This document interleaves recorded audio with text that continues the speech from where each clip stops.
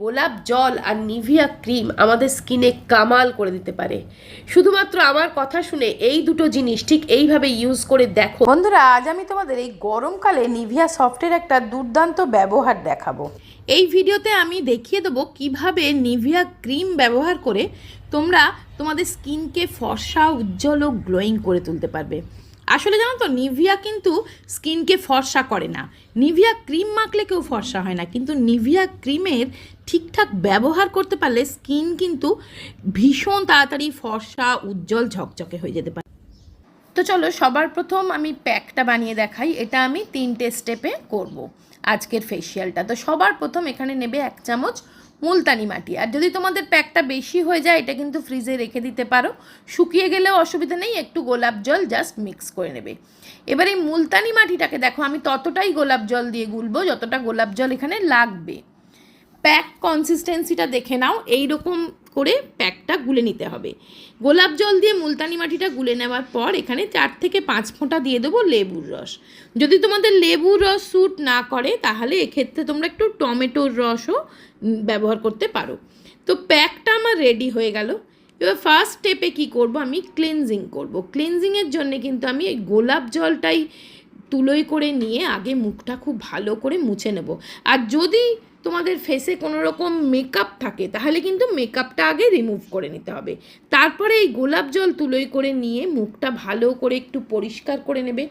তারপরে যে ফেস প্যাকটা বানালাম সেটা সম্পূর্ণ মুখে সুন্দর করে লাগিয়ে নেবে। এই ফেস প্যাক তোমার ফেস থেকে ডার্ক স্পট দূর করবে, কালচে ছোপ, কালচে যে পরত পড়ে গেছে সেটা দেখবে রাতারাতি দূর করে দিল, এবং ইনস্ট্যান্ট তোমার সান ট্যানটা দূর করে দেবে। আর তার মাঝে কি করবে, একটু গোলাপ জল দিয়ে একটু তুলো ভিজিয়ে রাখবে। প্যাকটা যখন শুকোতে দেবে তখন চোখের মধ্যে একটু তুলো লাগিয়ে নেবে।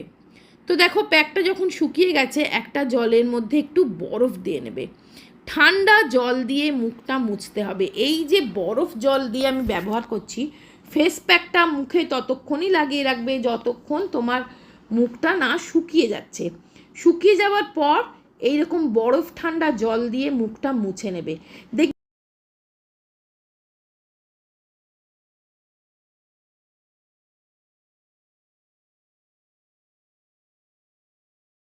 বন্ধুরা, বাজারে অনেক নামি দামি নাইট ক্রিম, নাইট সিরাম কিনতে পাওয়া যায়। আজকের এই সিরামটা তোমরা 7 দিন ইউজ করে দেখো, 7 দিনের মধ্যে তোমরা তফাৎটা বুঝতে পারবে। তো আমি নিলাম 1 চামচ নিভিয়া সফট, তার সঙ্গে দিচ্ছি 1 চামচ গোলাপ জল, আর একটু গোলাপ জল আমার লাগবে সেটা আমি লাস্টে দেবো। আর দিচ্ছি একটু কয়েক ফোঁটা লেবুর রস, পাতিলেবুর রস। যদি পাতিলেবুর রস তোমাদের স্যুট না করে দেবে না, কোনো অসুবিধা নেই, স্কিপ করে দেবে। আর পাতিলেবুর রস না দিলে তোমরা এটা বাইরে রেখেও ইউজ করতে পারবে। তবে হ্যাঁ, এই 4 ফোঁটা গ্লিসারিন কিন্তু দিতেই হবে। গ্লিসারিন না স্কিনকে ভেতর থেকে হাইড্রেট রাখে, সফট সাফেল রাখে, নরম মসৃণ রাখে, ফর্সাও করে।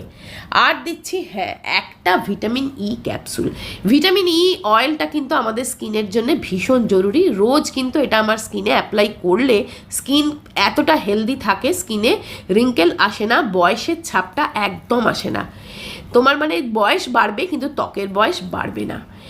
এবার দেখো সবকটা জিনিস আমি খুব ভালো করে মিক্স করে নিচ্ছি। দুর্দান্ত এই সিরামটা বন্ধুরা, ভীষণ সস্তা কিন্তু 100% কার্যকরী। তোমরা একবার এটা বানিয়ে অ্যাটলিস্ট টানা 7 দিন ইউজ করে দেখো, তারপরে তোমরা আমাকে কমেন্টস করো। তোমাদের তফাৎটা স্কিনের ভীষণ ভালোভাবে বুঝতে পারবে। যে কোনো দাগ ছোপ, ব্রোনো পিম্পলসের দাগ, মেচেতা পিগমেন্টেশনের দাগ, রোদে পোড়া, কালো ট্যান সমস্ত কিছু উঠে যাবে বন্ধুরা। তোমার স্কিন ভীষণ সফট সাফেল হবে। আর এটা অল স্কিন টাইপস, কোনো অসুবিধা নেই। তো দেখো অল্প অল্প বানাবে, রেখে দেবে 7 দিন 10 দিনের। দেখো আমি এটা 7 দিনের মতন বানিয়েছি, আবার 7 দিন পরে বানাবে, অল্প অল্প করে বানাবে। একসাথে বেশি বানিয়ে রাখলে না, এগুলো তো হোম রেমেডি, এর মধ্যে কোনো রকম প্রিজারভেটিভ থাকে না, কোনো রকম কিছু কেমিক্যাল থাকে না, এগুলোর গুণাগুণ নষ্ট হয়ে যায়। তো এই ক্রিমটা বানিয়ে রাখতে পারো তোমরা, প্রতিদিন রাত্রেবেলা লাগাতে পারবে। আন্ডার আই ক্রিমেরও কাজ করবে, ঠোঁটের চারপাশে লাগাবে, ঠোঁট গোলাপি থাকবে। তো যে সময়টা আমি ফেস প্যাক লাগিয়েছিলাম সেই সময় কিন্তু আমি পাটাও পরিষ্কার করে নিয়েছিলাম। চলো তোমাদেরকে দেখিয়ে দিই।